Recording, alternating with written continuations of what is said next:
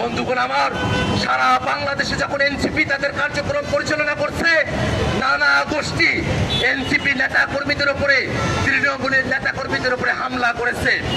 আমরা বাংলাদেশের পুলিশ প্রশাসন, বাংলাদেশের আইন শৃঙ্খলা বাহিনী সকলের কাছে উদাত্ত আহ্বান জানাবো, বাংলাদেশের যে প্রান্তেই জাতীয় নাগরিক পার্টি এনসিপির কোনো কর্মী, কোনো নেতা, কোনো শুভাকাঙ্ক্ষী যারাই আক্রমণের লক্ষ্যবস্তু হোক না কেন, তাদের কি নিরাপত্তা দায়িত্ব আপনাদের সকলের।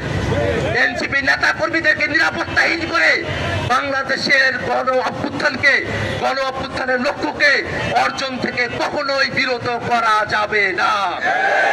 সম্মানিত উপস্থিতি, আমরা খুবই স্পষ্ট করে বলতে চাই, আজকের এই হামলার সঙ্গে যে বা যারা জড়িত আছে তাদের প্রত্যেককে অবিলম্বে গ্রেফতার করে আইনের আওতায় নিয়ে আসতে হবে।